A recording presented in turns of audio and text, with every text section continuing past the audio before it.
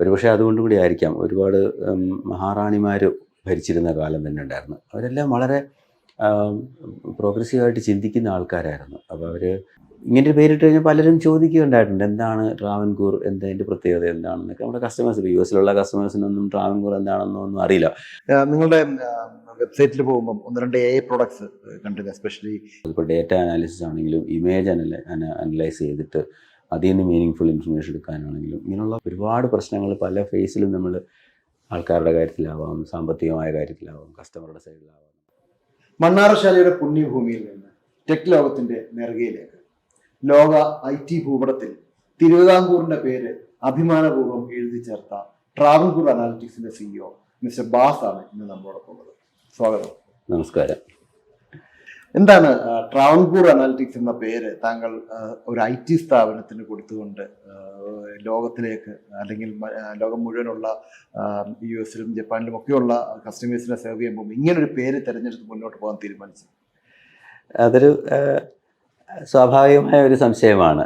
എന്താണ് ടെക്നോളജിയും തിരുവിതാംകൂറും തമ്മിലുള്ള ബന്ധം എന്നുള്ളത്. സാധാരണഗതിയിൽ കമ്പനികൾ തുടങ്ങുമ്പോൾ, എന്തെങ്കിലും പ്രത്യേകിച്ചും സോഫ്റ്റ്വെയർ കമ്പനികളൊക്കെ തുടങ്ങുമ്പം അതുമായിട്ട് ബന്ധപ്പെട്ട് നിയോ സോഫ്റ്റ് അങ്ങനെയൊക്കെയുള്ള പേരുകളൊക്കെ ഇടാനായിരിക്കും സാധാരണ ഒരു താല്പര്യം.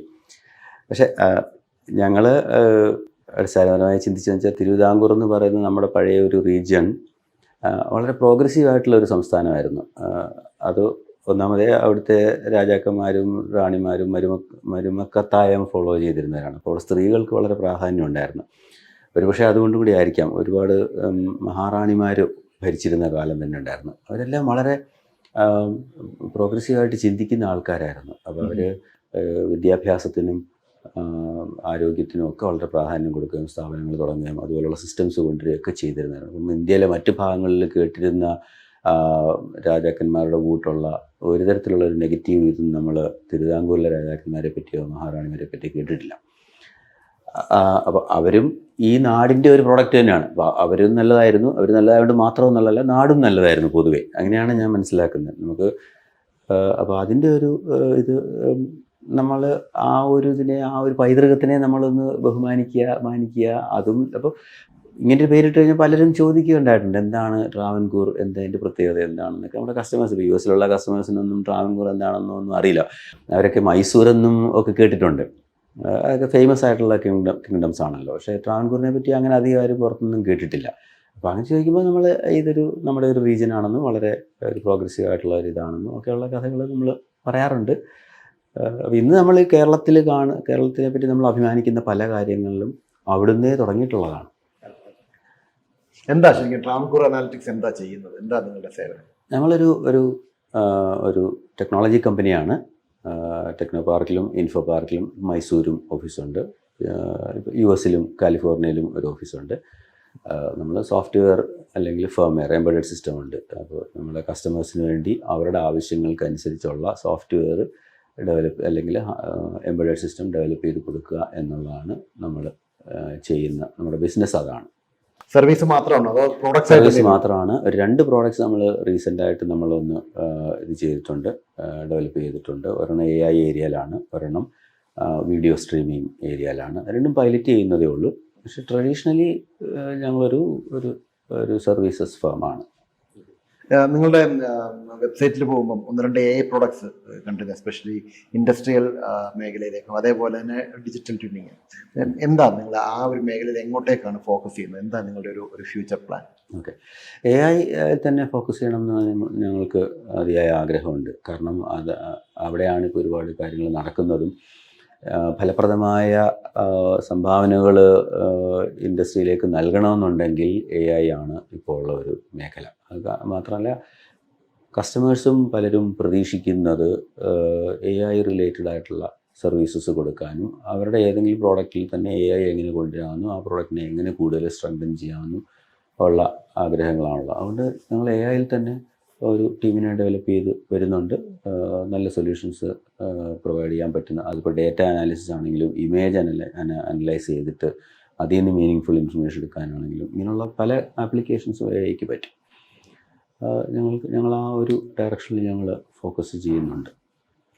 ഇപ്പം ഏതൊരു ഒരു കാലം വരുമ്പോൾ അല്ലെങ്കിൽ ഓൾറെഡി തുടങ്ങി എന്നാൽ പോലും ഇറ്റ്സ് ഇവോൾവിങ്. എല്ലാ ദിവസവും ഓരോരോ പുതിയ ടൂളുകൾ വന്നുകൊണ്ടിരിക്കുകയാണ്. അതെ. എന്താ ശരിക്കും അടുത്ത ഒരു തലമുറ എന്തിലേക്കായിരിക്കണം ഫോക്കസ് ചെയ്യുന്നത്? എന്ത് സ്കില്ലാണ് അവർ എയുടെ അടുത്ത തലത്തിലേക്ക് എത്താൻ വേണ്ടിയിട്ട് എന്ത് സ്കില്ലാണ് അവർ ഗെയിൻ ചെയ്യേണ്ടത്? ഓക്കെ.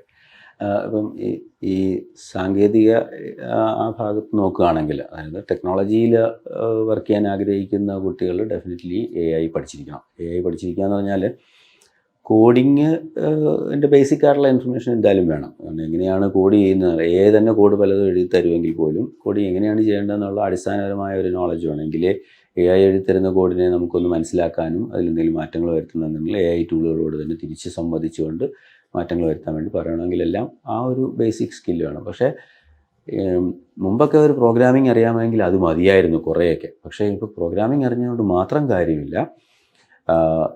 എന്ത് പ്രോബ്ലമാണ് നമ്മൾ സോൾവ് ചെയ്യാൻ പോകുന്നത് എന്നുള്ള ആ പ്രോബ്ലത്തിനെ പറ്റി ഒരു ഡീപ്പർ അണ്ടർസ്റ്റാൻഡിങ്ങും, അതുപോലെ കുറച്ചൊരു ഹയർ ലെവൽ തിങ്കിങ്, ഒരു സിസ്റ്റം ലെവൽ തിങ്കിങ്, എന്ത് ചെയ്താൽ എന്ത് ഫലമാണ് ഉണ്ടാവുക, ഈ ഒരു ആ ഒരു ഡൊമെയിൻ, ഇപ്പോൾ നമ്മളൊരു ഹെൽത്ത് കെയർ ഡൊമെയിനിലേക്കാണ് ഒരു സൊല്യൂഷൻ നമ്മൾ പ്ലാൻ ചെയ്യുന്നുണ്ടെങ്കിൽ ആ ഡൊമെയിനെ പറ്റിയുള്ള ലാർജർ അണ്ടർസ്റ്റാൻഡിങ് എല്ലാം ഉണ്ടെങ്കിൽ ഇപ്പം നമുക്ക് AI ടൂൾസിനോട് പറഞ്ഞ് ഇന്ന സൊല്യൂഷൻസാണ് എനിക്ക് വേണ്ടതെന്ന് പറയാൻ പറ്റുള്ളൂ. ആ ഒരു നോളജ് വളർത്തിയെടുക്കാനായിട്ട് എല്ലാവരും ശ്രമിക്കേണ്ടതുണ്ട്. അതായത് ഒരു പ്രോഗ്രാം ചെയ്യുന്നത് എങ്ങനെയാണെന്നുള്ളത് ഇപ്പോൾ ഒരു സാധാരണ അറിയാവുന്ന ഒരാൾ ചെയ്യാവുന്നതാണ്. ഇപ്പോൾ ഒരു കെട്ടിടം പണിയാണെങ്കിൽ കല്ലെടുത്ത് അടുക്കി വെച്ച് ഭിത്തി പണിയാൻ അല്ലെങ്കിൽ പെയിൻറ്റ് ചെയ്യാൻ ഒക്കെ അറിയാം എന്ന് പറയുന്നതിനേക്കാളും ആർക്കിടെക്റ്റ് ചെയ്യാൻ അറിയണം. എന്തൊക്കെ ആണ് ആ കെട്ടിടത്തിൽ വേണ്ടതെന്നുള്ളതും അവിടെ താമസിക്കാൻ പോകുന്ന ആൾക്കാരുടെ ആവശ്യങ്ങൾ എന്താണെന്നും ഒക്കെ അറിയുന്ന ആ ലെവലിൽ ഉള്ള നോളജ് ഇപ്പം ടെക്നോളജിയിൽ വർക്ക് ചെയ്യുന്ന എല്ലാവർക്കും വേണം. കാരണം ചെറിയ ചെറിയ കാര്യങ്ങൾ ചെയ്യാൻ ഇപ്പോൾ AI ഉണ്ട്. ആ നമ്മുടെ ലെവൽ ഓഫ് തിങ്കിങ് അതുപോലെ ഉയർത്തേണ്ട ഒരു ആവശ്യമാണ് ഇപ്പം നമുക്കുള്ളത്. ഇന്ത്യയിൽ അല്ലെങ്കിൽ കേരളത്തിലൊരു ബിസിനസ്, IT ബിസിനസ് തുടങ്ങി മുന്നോട്ട് വരണമെന്ന് ആഗ്രഹിക്കുന്ന പുതുതലമുറ ആളുകൾക്ക് എന്തായിരിക്കണം അവരുടെ ഫോക്കസ്? എങ്ങനെ അവർക്ക് കേരളത്തിൽ അല്ല ഇന്ത്യയിൽ ഒരു IT ബിസിനസ് സ്റ്റാർട്ട് ചെയ്ത് ഗ്ലോബൽ മാർക്കറ്റിലേക്ക് എത്താൻ പറ്റും? അതെ, അതൊരു പ്രധാനപ്പെട്ട ചോദ്യമാണ്. പക്ഷേ അതൊരു സിമ്പിൾ ഉത്തരം അതിനില്ല. നമ്മൾ ഏത് രീതിയിലാണ് നമ്മൾ എന്താണ് നമ്മളിപ്പോൾ ഒരു പ്രോഡക്റ്റ്, നമുക്കൊരു മനസ്സിലൊരു പ്രോഡക്റ്റ് ഐഡിയ ഉണ്ടെന്നുണ്ടെങ്കിൽ അതാണ് ഒരു പാത്ത്. എനിക്ക് ഏതെങ്കിലും ഒരു പ്രോബ്ലം സോൾവ് ചെയ്യാനായിട്ടുള്ള ഒരു ഐഡിയ ഉണ്ട്. ഇപ്പോൾ സ്യൂവേജ് ക്ലീൻ ചെയ്യാനുള്ള റോബോട്ട്സ്, അത് ചില കമ്പനികൾ, നല്ല കമ്പനികളുണ്ട്, അങ്ങനെയുള്ള കമ്പനികളുണ്ട്. അപ്പോൾ അതൊരു പ്രോബ്ലം, അതിനുള്ള അവരുടെ ഒരു സൊല്യൂഷനാണ്. അങ്ങനെ ഒരു മനസ്സിലുണ്ടെന്നുണ്ടെങ്കിൽ ആ സൊല്യൂഷന് വേണ്ടി പ്രവർത്തിക്കാൻ വേണ്ടിയുള്ള അതിൻ്റെ ഡിസൈനും മറ്റ് ടെക്നോളജികളും ഒക്കെ സംഘടിപ്പിച്ച് ആ ഒരു സൊല്യൂഷനിൽ നമ്മൾക്കൊരു വിശ്വാസം ഉണ്ടാവുക എന്നുള്ളതാണ് ആദ്യമേ വേണ്ടത്. ആ ഒരു അടിസ്ഥാനപരമായ വിശ്വാസം ഉണ്ടെന്നുണ്ടെങ്കിൽ നമുക്ക് ഈ റെസീലിയൻസ് എന്ന് പറയുന്ന ഒരു കാര്യമാണ്. ചെറിയ ചെറിയ സെറ്റ് ബാക്കുകളൊക്കെ നമുക്കുണ്ടാവും, പക്ഷേ നമ്മളതിൽ ഹാങ് ഓൺ ചെയ്യാനുള്ള ഒരു മനസ്സും നമുക്കുണ്ടാവും. ആ സെറ്റ് ബാക്ക് എന്തെങ്കിലും വന്നു കഴിഞ്ഞാൽ നമ്മൾ മാറുക എന്ന് പറഞ്ഞു കഴിഞ്ഞാൽ നമുക്കത് ബുദ്ധിമുട്ടാണ്. പക്ഷേ അതിൽ ഹാങ് ഓൺ ചെയ്ത് കഴിഞ്ഞാൽ നമുക്ക് ബാക്കി കാര്യങ്ങൾ കൂടെ വന്നോളും. നമ്മൾ ചെയ്യാൻ പറ്റും എന്നുള്ളൊരു വിശ്വാസത്തോടെ പ്രവർത്തിച്ചു കഴിഞ്ഞാൽ അതിന് മുമ്പിൽ വരുന്ന തടസ്സങ്ങളെല്ലാം നമുക്ക് മാറ്റാൻ പറ്റും. അത് സോൾവ് ചെയ്ത് മുന്നോട്ട് പോകാൻ പറ്റും. അതാണ് വേണ്ടത്. അപ്പോൾ ഒന്ന് പ്രോഡക്റ്റ് എന്നുള്ള രീതിയിൽ, പിന്നെ വേറെ ഏതെങ്കിലും ഒരു പ്രത്യേക ഏരിയയിൽ നമുക്കൊരു ഡീപ്പായിട്ടുള്ള എക്സ്പെർട്ടൈസ് ഉണ്ടാക്കിയെടുത്തിട്ട് അതിൽ കൺസൾട്ടൻസി പ്രൊവൈഡ് ചെയ്യുക, അതും ഒരു ഇതാണ്. അപ്പോൾ അങ്ങനത്തെ ഉള്ള ഇവിടെ എല്ലാം നമ്മൾ ചെയ്യേണ്ടത്, നമ്മൾ വെറുതെ പൈസ ഉണ്ടാക്കാൻ വേണ്ടി എന്നുള്ള രീതിയിൽ നമ്മൾ ഒരിക്കലും ബിസിനസ്സിനെ അപ്രോച്ച് ചെയ്യാൻ പാടില്ല. അങ്ങനെ അപ്രോച്ച് ചെയ്ത് കഴിഞ്ഞാൽ നമുക്ക് എന്നും നമ്മുടെ ഡയറക്ഷൻ എപ്പോഴും മാറിക്കൊണ്ടിരിക്കും. നമുക്ക് അറിയാവുന്നത് അല്ലെങ്കിൽ അറിയണമെന്ന് ആഗ്രഹമുള്ളത്, നമുക്ക് വിശ്വാസമുള്ള ഒരു കാര്യത്തിൽ, അത് ടെക്നോളജി ആവാം, ഒരു പ്രോഡക്റ്റ് ഐഡിയ ആവാം, ഏതായാലും അതിൽ നമുക്ക് ഡീപ്പായിട്ടുള്ള ഒരു അണ്ടർസ്റ്റാൻഡിങ് ഉണ്ടാക്കിയെടുത്ത് അത് സമൂഹത്തിന് പ്രയോജനപ്രദമാകും. അതിൻ്റെ ഫലമായിട്ട് definitely money will be created, wealth will be created. അത് അങ്ങനെ മാത്രമേ അതിനെ കാണാവൂ. അങ്ങനെ കാണുകയാണെന്നുണ്ടെങ്കിൽ ഡെഫിനറ്റ്ലി ഓൺട്രപ്രണർഷിപ്പ് എന്ന് പറയുന്നത് വളരെ നല്ലൊരു കാര്യമാണ്. അതിലിറങ്ങി തിരിക്കേണ്ടത് തന്നെയാണ്. ഒരുപാട് അനുഭവങ്ങളും തരും നമുക്ക്. ഒരു 360 ഡിഗ്രി അനുഭവം തരുന്ന ഒരു സംഗതിയാണ് ഓൺട്രപ്രണർഷിപ്പ് എന്ന് പറഞ്ഞാൽ. നമ്മളൊരു സ്ഥാപനത്തിൽ ജോലി ചെയ്യുക എന്ന് പറഞ്ഞാൽ നമ്മൾ ചില കാര്യങ്ങൾ മാത്രം കണ്ടാൽ മതി, അതിൽ മാത്രം നമ്മൾ വറീഡായാൽ മതി. അതിന് ഗുണങ്ങളുണ്ട്, തീർച്ചയായിട്ടും അതിന് ഗുണങ്ങളുണ്ട്, നല്ലതാണ്. പക്ഷേ ഒരു ഓൺട്രപ്രണർഷിപ്പ് എന്ന് പറഞ്ഞു കഴിഞ്ഞാൽ നമ്മൾ ഒരു 360 ഡിഗ്രിയും നമ്മൾ കാണാൻ കഴിയണം. ഒരുപാട് പ്രശ്നങ്ങൾ പല ഫേസിലും നമ്മൾ ആൾക്കാരുടെ കാര്യത്തിലാവാം, സാമ്പത്തികമായ കാര്യത്തിലാവാം, കസ്റ്റമറുടെ സൈഡിലാവാം, നമ്മുടെ പ്രോഡക്റ്റിൻ്റെ കാര്യത്തിലാവാം, എന്നും ഒരുപാട് ചലഞ്ചസ് നമുക്ക് വരും. അതിനെല്ലാം ഫേസ് ചെയ്യാനായിട്ട് നമ്മൾ പഠിക്കും. അത് നമ്മുടെ ക്യാരക്ടറിന് ഭയങ്കരമായൊരു ഗുണം ചെയ്യും. എവിടെയെങ്കിലും നമ്മൾ മരിച്ചു പോകുമ്പോൾ നമ്മൾ കംപ്ലീറ്റ്ലി യൂസ്ഡപ്പ് ആയിട്ട് ചണ്ടിയായിട്ടായിരിക്കും നമ്മൾ പോകുന്നതെന്ന് പറയും. അങ്ങനെ അത്രയും യൂസ്ഡപ്പ് ആയിരിക്കും നമ്മൾ. അങ്ങനൊരു ഗുണമുണ്ട് അതിന്. മനസ്സമാനമില്ലാത്ത സമയങ്ങളൊക്കെ ഉണ്ടാവും, പക്ഷേ അത് മീനിങ് ഫുള്ളാണ്. റെസിലിയൻസിനെ കുറിച്ച് പറഞ്ഞിട്ടുണ്ട്. അപ്പം സാധാരണ എല്ലാ ബിസിനസ് ചെയ്യുന്ന ആളുകൾക്കും എല്ലാ ലീഡേഴ്സിനും ഉണ്ടാകുന്ന ഒരു പ്രശ്നമാണ് ഈ തടസ്സങ്ങൾ എന്ന് പറയുന്നത്. ട്രാവൻകൂർ അനാലിറ്റിക്സ് തുടങ്ങി ഈ ഒരു 2 പതിറ്റാണ്ട് ഏകദേശം കഴിയുന്നു.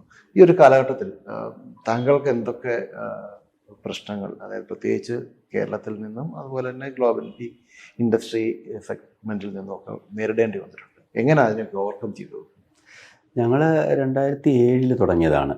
അപ്പോൾ ഇപ്പോൾ ഏതാണ്ട് 19 വർഷം 20 വർഷം ആവാറായി.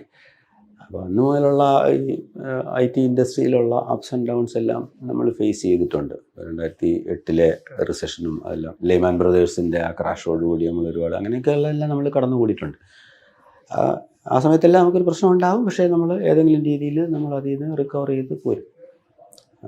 പക്ഷേ പ്രത്യേകമായ ഒരു അനുഭവം എന്ന് പറയാനാണെങ്കിൽ ഇപ്പോൾ ഒരു 3 വർഷം മുമ്പേ എൻ്റെ സീനിയർ കൊളീഗായിരുന്നു, ഞങ്ങളുടെ കോഫൗണ്ടേഴ്സിൽ ഒരാളാണ്, ഹരികുമാർ എന്ന് പറഞ്ഞു. അദ്ദേഹം 3 വർഷം മുമ്പേ പെട്ടെന്ന് മരിച്ചുപോയി.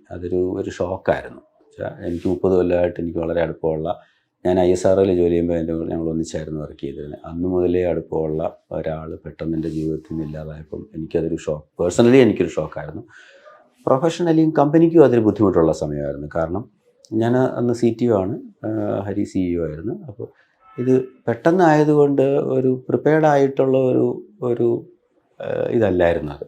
അപ്പോൾ ആ രീതിയിൽ കമ്പനിയെ മുന്നോട്ട് കൊണ്ടുപോകണം, പേഴ്സണലി ഒരു ഷോക്ക്, അത് കുറച്ച് നല്ല ബുദ്ധിമുട്ടുള്ള ഒരു സാഹചര്യമായിരുന്നു. അപ്പോൾ അവിടെ എൻ്റെ കൂടെ ജോലി ചെയ്യുന്ന എൻ്റെ കൊളീഗ്സ് എല്ലാവരും നന്നായിട്ട് മനസ്സിലാക്കി ഒന്നിച്ചൊരു ടീം വർക്കായിട്ട് മുന്നോട്ട് കൊണ്ടുപോകാൻ എനിക്ക് സാധിച്ചു എന്നുള്ളതാണ് ഒരു അനുഗ്രഹമാണ് അങ്ങനെ പറ്റിയത്. പിന്നെ കോ ഇൻവെസ്റ്റേഴ്സ്, ബാക്കി കൂടെയുള്ള ഇൻവെസ്റ്റേഴ്സ്, അവരെല്ലാവരും വളരെ സപ്പോർട്ടീവായിട്ട് എന്നെ വിശ്വസിച്ച് നിൽക്കുന്നുണ്ടായിരുന്നുകൊണ്ട് മാത്രമാണ് ആ ഒരു പീരീഡ് കടന്നു കിട്ടാനായിട്ട് സാധിച്ചതെന്നുള്ളൊരു വിശ്വാസമാണ് എനിക്കുള്ളത്. ഇപ്പോഴും ബുദ്ധിമുട്ടുകളൊക്കെ ഉണ്ട്, ഇല്ലയെന്നല്ല, പക്ഷേ ലാർജ്ലി ആ ഒരു പീരീഡ് കഴിഞ്ഞു.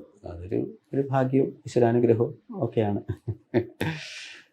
2 പതിറ്റാണ്ട് 20 വർഷമായി എന്ന് പറയുന്നില്ല, ഈ 19 വർഷവും ടെക്നോ പാർക്കിന്റെ ഒരു വളർച്ചയ്ക്കൊപ്പമാണ് താങ്കളുടെ സ്ഥാപനവും വളർന്നത്. എങ്ങനെ നോക്കിക്കാണുന്നു കേരളത്തിലെ IT പാർക്കുകളുടെ ഒരു വളർച്ചയും കേരളത്തിന് പുറത്തുള്ള മറ്റ് സംസ്ഥാനങ്ങളിലും മറ്റ് രാജ്യങ്ങളിലും ഒക്കെയുള്ള IT ഹബ്ബുകളുടെ ഒരു വളർച്ചയും?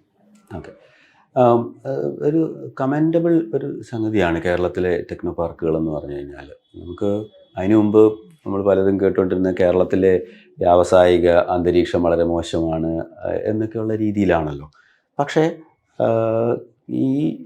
ഈ കാര്യത്തിൽ ടെക്നോ പാർക്ക് എന്ന് പറയുന്ന കാര്യത്തിൽ തുടങ്ങി വെച്ച ആൾക്കാരാണെങ്കിലും പിന്നീട് കൊണ്ടു നടന്ന എല്ലാ മാറി മാറി വന്ന ഗവൺമെൻറ്റുകളാണെങ്കിലും മാറി മാറി വന്ന ടെക്നോ പാർക്കിൻ്റെ ഒഫീഷ്യൽസ് ആണെങ്കിലും എല്ലാവർക്കും ഇത് സംരക്ഷിക്കപ്പെടേണ്ടതാണ് എന്നുള്ളൊരു ചിന്തയുണ്ടായിരുന്നു. അപ്പോൾ എന്ത് ബന്ദ് വന്നാലും ഹർത്താൽ വന്നു കഴിഞ്ഞാലും അങ്ങനെയുള്ള കാര്യങ്ങളൊന്നും സാധാരണഗതിയിൽ ടെക്നോ പാർക്കിനെ ഇൻഫോ പാർക്കിനെ അഫക്റ്റ് ചെയ്യാറില്ല. അക്കാര്യത്തിൽ പ്രത്യേക ശ്രദ്ധ എല്ലാ ലെവലുകളിൽ നിന്നും ഉണ്ടായിരുന്നു. പിന്നെ നമുക്ക് പറ്റിയൊരു വ്യവസായമാണിത്. നമുക്ക് ലാൻഡൊന്നും ഒരുപാടില്ല. കേരളത്തിൽ ഒരു വലിയ മാനുഫാക്ചറിങ് ഇൻഡസ്ട്രിയോ അല്ലെന്നുണ്ടെങ്കിൽ അങ്ങനത്തെയൊക്കെ വരാൻ പ്രയാസമുണ്ട്. നമുക്ക് ട്രഡീഷണലി നമ്മൾ ഒരു ഏറ്റവും കൂടുതൽ ഡെൻസ്ലി പോപ്പുലേറ്റഡ് ആയിട്ടുള്ള സ്റ്റേറ്റാണ് കേരളം, അല്ലെ ഇന്ത്യയിലെ തന്നെ. അപ്പോൾ ജനസംഖ്യ കൂടുതലാണ്. അപ്പോൾ നമുക്ക് ലേബറിന് ആൾക്കാരുണ്ട്, അഭ്യസ്തവിദ്യരായ ആൾക്കാരുണ്ട്, ലിറ്ററേറ്റ് ആയിട്ടുള്ള ആൾക്കാരുണ്ട്, പഠിപ്പിച്ചാൽ കാര്യങ്ങൾ മനസ്സിലാവുന്നവരും ചെയ്തെടുക്കാൻ പറ്റുന്ന ആൾക്കാരുണ്ട്. അപ്പോൾ കേരളത്തിനെ സംബന്ധിച്ചിടത്തോളം ഒരു ഐഡിയൽ വ്യവസായമാണ് സോഫ്റ്റ്വെയർ വ്യവസായം. അത് നമുക്ക് നല്ല രീതിയിൽ നമുക്ക് ഉപയോഗിക്കാൻ പറ്റിയിട്ടുണ്ട്. ഇപ്പോഴും ആ ഗ്രോത്ത് തുടരുന്നുണ്ട്. അത് വളരെ സന്തോഷമാണ്. നമ്മുടെ പുതിയ തലമുറയൊക്കെ എഞ്ചിനീയറിംഗ് കഴിഞ്ഞാൽ നേരെ ബാംഗ്ലൂർക്കോ ഹൈദരാബാദിനോ മൈഗ്രേറ്റ് ചെയ്യാൻ ഒരു ട്രെൻഡ് നിൽക്കുന്നുണ്ടോ? അത് ട്രെൻഡ് അതുണ്ട്. അത് കാരണം അതിനകത്തൊരു ഗ്ലാമറിൻ്റെ അംശവും കൂടെ ഉണ്ട്. ഗ്ലാമറിൻ്റെ അംശവും പിന്നെ ഈ സാമ്പത്തികമായിട്ടുള്ളൊരു ഘടകവും കൂടെ ഉണ്ട്. ഈ ബാംഗ്ലൂരും ഹൈദരാബാദിലും ഒക്കെ എന്ന് പറഞ്ഞു കഴിഞ്ഞാൽ കിട്ടുന്ന ശമ്പളത്തിൻ്റെ ലെവല് കേരളത്തിൽ കിട്ടുന്ന സാലറി ലെവലിനേക്കാളും കൂടുതലാണ്. കുറച്ചൊക്കെ വ്യത്യാസം ഇപ്പോൾ കോവിഡിന് ശേഷം വന്നിട്ടുണ്ട്. പക്ഷേ എന്നാലും ആ വ്യത്യാസം ഉണ്ട്. പക്ഷേ അവിടെയൊക്കെ ഈ കോസ്റ്റ് ഓഫ് ലിവിങ്ങും കൂടുതലാണ്. പക്ഷേ എന്നാലും കുട്ടികൾക്ക് പറയുമ്പോൾ ഓക്കെ എനിക്ക് ഇത്ര CTC കിട്ടുന്നുണ്ടെന്ന് പറയുമ്പോൾ കൂടുതൽ ഒരു അഭിമാനം തോന്നുന്ന CTCകൾ ബാംഗ്ലൂരിൽ പറയാൻ പറ്റില്ല. പക്ഷേ പലർക്കും അത് തിരിച്ചറിയാൻ സാധിക്കുന്നുണ്ട്. ഒരുപാട് പേര് കേരളത്തിൽ തന്നെ സ്റ്റിക്ക് ഓൺ ചെയ്യണമെന്ന് ആഗ്രഹിക്കുന്നവരുണ്ട്. പല റീസൺസും ഉണ്ട്. ഒന്ന്, കേരളത്തിലിരുന്നാലും നന്നായിട്ട് വർക്ക് ചെയ്യാൻ സാധിക്കും, ചിലവ് അത്രയും ഇല്ല, അതുകൊണ്ട് എഫക്റ്റീവ്ലി സേവിങ്സിൽ വലിയ വ്യത്യാസം ഇല്ലയെന്ന് തിരിച്ചറിയുന്ന കുട്ടികൾ ഇവിടെ തന്നെ നിൽക്കുന്നവരുണ്ട്. പിന്നെ അവരുടെ പേരൻസ് അടുത്ത് നിൽക്കാം. അങ്ങനെ ഒരുപാട് പ്ലസ് പോയിൻറ്റ്സ് കേരളത്തിൽ നിൽക്കുന്നതിനുണ്ട്. അത് തിരിച്ചറിയുന്ന കുട്ടികളുണ്ട്, ടാലൻറ്റ് അവൈലബിൾ ആണ്. അപ്പോൾ അതുകൊണ്ട് ഒരു ഈ പ്രശ്നമില്ല. പക്ഷേ ഇപ്പോഴും കുറേ കുട്ടികളെങ്കിലും, അത് ബാംഗ്ലൂർ മാത്രമല്ല പുറത്തേക്ക്, കേരളത്തിൻ്റെ ഒരു ടെൻഡൻസി എന്ന് പറഞ്ഞു കഴിഞ്ഞാൽ കൂടുതലും ആൾക്കാർ പുറത്ത് പോയി പഠിക്കണം എന്നുള്ളതാണല്ലോ. ഈ ഇവിടെ നിന്നിട്ട് കാര്യമില്ല എന്ന് ചിന്തിച്ച് പുറത്ത് പോകുന്നവർ ഒരുപാട് കുട്ടികളുണ്ട്. അത് കൂടുതലും IT സെഗ്മെന്റിലുള്ള IT-യിലും IT അല്ലാത്ത എല്ലാത്തിലും ഉണ്ട്. IT-യിലാണെങ്കിലും പഠിക്കാൻ വേണ്ടി നേരെ പുറത്ത് പോയി MS എടുത്തു കഴിഞ്ഞാൽ അവിടെ തന്നെ ജോലിക്ക് കണ്ടിന്യൂ ചെയ്യുക. ഇപ്പോൾ ഇവിടെയോ ബാംഗ്ലൂരോ പോയി വർക്ക് ചെയ്യുന്നതിനേക്കാളും നല്ലത് അതാണ് എന്ന് ചിന്തിക്കുന്ന ഒരുപാട് കുട്ടികളുണ്ട്. അത് കാലം കുറച്ച് മാറ്റങ്ങൾ ഇതിലൊക്കെ കൊണ്ടുവരുമായിരിക്കും. പല രാജ്യങ്ങളിലും ഇപ്പം ഇമിഗ്രൻസിനോട് ഒരു സ്വാഗതപൂർവമായ ഒരു കാഴ്ചപ്പാടല്ല പല രാജ്യങ്ങളിലും ഉള്ളത്. അത് പക്ഷെ പലതും മാറി വരുമായിരിക്കും. ഇപ്പോഴത്തെ ഒരു പ്രത്യേക സാഹചര്യത്തിലുള്ളതായിരിക്കാം. നമുക്കത് കാത്തിരുന്നേ അത് കാണാൻ സാധിക്കുകയുള്ളൂ. പക്ഷേ കേരളത്തിലെ ഈ IT എന്ന് പറയുന്നത് കേരളത്തിന് സ്യൂട്ടബിൾ ആയിട്ടുള്ളൊരു വ്യവസായമാണ്. നമുക്ക് ടാലൻ്റ് ഉണ്ട്, അത് ഇനിയും വളരും. ഒരു പേഴ്സണൽ കാര്യത്തിലേക്ക് വന്നു കഴിഞ്ഞാൽ, താങ്കൾ മണ്ണാറശാല കുടുംബത്തിൽ നിന്നുള്ളതാണ്. മണ്ണാറശാല എന്ന് പറയുന്നത് സെൻട്രൽ ട്രാവൻകൂർ അല്ലെങ്കിൽ സെൻട്രൽ കേരളത്തിലെ തന്നെ ഏറ്റവും പുരാതനമായ ക്ഷേത്രങ്ങളിലൊന്നാണ്. അപ്പം അവിടെ നിന്ന്, ആ കുടുംബത്തിൽ നിന്ന് വരുന്ന ഒരാൾ എങ്ങനെയാണ് ഈ ISROയിലേക്കും ടെക്നോളജി മേഖലയിലേക്കും ബിസിനസ്സിലേക്കും ഒക്കെ വന്നത്? ഇപ്പോഴും അതിൻ്റെ ഒരു കാരണം എന്താണ്? അതുപോലെ തന്നെ ഇപ്പോഴും ക്ഷേത്രത്തിൽ തിരിച്ചു വരുമ്പോൾ പൂജയും കാര്യങ്ങളൊക്കെ ചെയ്യാറുണ്ടോ? ഉണ്ട്. അത് ഒരു രീതിയിലാണെന്ന് രണ്ടും രണ്ട് ലോകമാണെന്ന് തോന്നും. ഒന്ന് കുറച്ചൊക്കെ ഒരു സ്പിരിച്വാലിറ്റിയുടെയും ആത്മീയതയുടെയൊക്കെ ഒരു ലോകം, മറ്റേത് ടെക്നോളജിയുടെയൊക്കെ ഒരു ലോകം. പക്ഷേ എൻ്റെ ഉള്ളിൽ കോൺഫ്ലിക്ട്സ് ഒന്നുമില്ല. എനിക്കത് കാരണം ഇതെല്ലാം ഈശ്വരൻ്റെ തന്നെ, അങ്ങനെ ആ രീതിയിൽ പറയുകയാണെങ്കിൽ ഇതെല്ലാം ദൈവം അനുവദിച്ചു തരുന്ന കാര്യങ്ങൾ തന്നെയാണല്ലോ, അല്ലേ? ഈശ്വരൻ തന്നെയാണ് ഇതിൻ്റെ എല്ലാം കാരണമെങ്കിൽ പിന്നെ അതിനകത്ത് നമുക്ക് വൈരുദ്ധ്യങ്ങളില്ല. എനിക്ക് ചെറുതിലെ മുതലേ എനിക്ക് പഠിക്കണമെന്നും നല്ല ജോലി വേണമെന്നും ഒക്കെ ആഗ്രഹമുണ്ടായിരുന്നു. അപ്പോൾ എഞ്ചിനീയറിങ്ങിലോട്ടും ഒരു ആഗ്രഹം വന്നതിൻ്റെ ഒരു കാരണം നമുക്കെപ്പോഴും ഒരു റോൾ മോഡൽസ് ആരെങ്കിലും കാണുമല്ലോ. ഞാൻ 10ാം ക്ലാസ്സിലും പ്രീ ഡിഗ്രിയൊക്കെ പഠിക്കുമ്പോൾ, അന്ന് പ്രീ ഡിഗ്രിയാണ് പഠിക്കുമ്പോൾ, എന്നെ മാത്സ് പഠിപ്പിച്ച 2 പേരുണ്ട്. ആദ്യം ഒരു രാധാകൃഷ്ണൻ എന്ന് പറഞ്ഞൊരു ചേട്ടനായിരുന്നു. അദ്ദേഹം ഒരു എഞ്ചിനീയറിംഗ് കോളേജ് സ്റ്റുഡൻ്റ് ആയിരുന്നു, TKM പഠിച്ചത്. അദ്ദേഹം ജോലി കിട്ടി പോയി കഴിഞ്ഞപ്പോൾ അദ്ദേഹത്തിൻ്റെ അനിയൻ ജയചന്ദ്രൻ എന്ന് പറഞ്ഞ അദ്ദേഹം ആണ് എന്നെ പിന്നെ 2 കൊല്ലം പഠിപ്പിച്ചത്. ഞാനത് എൻജോയ് ചെയ്യുന്നൊരു കാലഘട്ടമാണ്. ഞാൻ അവരുടെ വീട്ടിൽ പോയിരുന്ന് കുറച്ച് കണക്കൊക്കെ ചെയ്ത് തിരിച്ച് എത്തും. അപ്പോൾ എനിക്ക് അവരെ 2 പേരെയും ഭയങ്കര എനിക്കിഷ്ടമായിരുന്നു. അവരെന്നെ ഒരുപാട് ഇൻഫ്ലുവൻസ് ചെയ്തിട്ടുണ്ട്. അപ്പോൾ അങ്ങനെയാണ് ഒരു എഞ്ചിനീയർ ആവുക എന്ന് പറയുന്ന ഒരു ആഗ്രഹം ഉണ്ടായി. എൻ്റെ അച്ഛന് ഞാനൊരു ഡോക്ടർ ആവണമെന്നൊക്കെയുള്ള ആഗ്രഹമായിരുന്നു. എനിക്കതൊട്ടും ഇഷ്ടവുമല്ലായിരുന്നു അന്നത്തെ കാലത്ത്. അപ്പോൾ അങ്ങനെ ഒരു ആഗ്രഹം എഞ്ചിനീയറിങ്ങിലോട്ട് വന്നു. CET-യിൽ അഡ്മിഷൻ കിട്ടി. അവിടെ ഇലക്ട്രോണിക്സ് പഠിച്ചു. പിന്നെ MTech ചെയ്തു. പിന്നെ ISROയിൽ ജോലി കിട്ടി. 7 വർഷത്തോളം ISROയിൽ ജോലി ചെയ്തിട്ടാണ് 2001 അപ്പോൾ സോഫ്റ്റ്വെയറിനോട് കുറച്ചൊരു ആഗ്രഹം തോന്നിയിട്ട് ഫുൾ ടൈം സോഫ്റ്റ്വെയർ ആവാം എന്ന് വിചാരിച്ചാണ് ടെക്നോ പാർക്കിലേക്ക് വന്നത്. 2007 ഞങ്ങൾ ട്രാവൻകൂർ അനലിറ്റിക്സ് എന്ന് പറയുന്ന സ്ഥാപനം തുടങ്ങിയത്. കേരളത്തിൽ നിന്നുള്ള പുതുതലമുറ, സ്പെഷ്യലി പുതിയ ലോകമാണ്, എല്ലാ ദിവസവും മാറ്റങ്ങൾ ഉണ്ടാക്കിക്കൊണ്ടിരിക്കുന്ന ഒരു കാലഘട്ടത്തിൽ പുതിയ തലമുറയോട് നൽകാനുള്ളൊരു സന്ദേശം എന്താണ്? പുതിയ തലമുറയ്ക്ക് ഒരുപാട് ആശങ്കകളുണ്ടാവും. ഇത് എങ്ങോട്ടാണ് ഈ ലോകം പോകുന്നത് എന്നുള്ളത്. പ്രത്യേകിച്ച് നമ്മൾ ഇപ്പോൾ കാണുന്ന യുദ്ധവും അല്ലെങ്കിൽ ലോകത്തിൻ്റെ ഒരു ക്രമം തന്നെ മാറിപ്പോയി. ഇപ്പോൾ 2ാം ലോക മഹായുദ്ധത്തിന് ശേഷം ഒരു ക്രമം ഉണ്ടായിരുന്നു.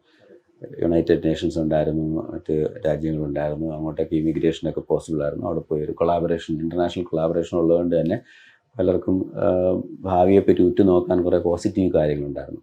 പക്ഷേ ഇപ്പോൾ നമ്മൾ കേൾക്കുന്ന മുഴുവൻ യുദ്ധവും അങ്ങനത്തെ കുറേ കാര്യങ്ങളായിരിക്കും. അതുപോലെ AI കാരണം എന്തൊക്കെയാണ് സംഭവിക്കാൻ പോകുന്നത് എന്നുള്ള ഒരു ആശങ്ക ഇതുണ്ടാവും. ജോലിയൊക്കെ പോകുമോ എന്നുള്ള ആശങ്കകളൊക്കെ ഉണ്ടാവും. പക്ഷേ അങ്ങനത്തെ ആശങ്കകളൊക്കെ മാറ്റി വെച്ചിട്ട് ഒരുപാട് സാധ്യതകളും ഇത് തുറന്നു വരുന്നുണ്ട്. അത് മുന്നോട്ടിൽ കാണുക എന്നുള്ളതാണ്. സാധ്യതകൾ കണ്ട് മനസ്സിലാക്കി അത് ലക്ഷ്യമാക്കി പ്രവർത്തിക്കുക എന്നുള്ളതാണ് പുതിയ തലമുറയ്ക്ക് ചെയ്യാനുള്ളതെന്നാണ് എനിക്ക് തോന്നുന്നത്.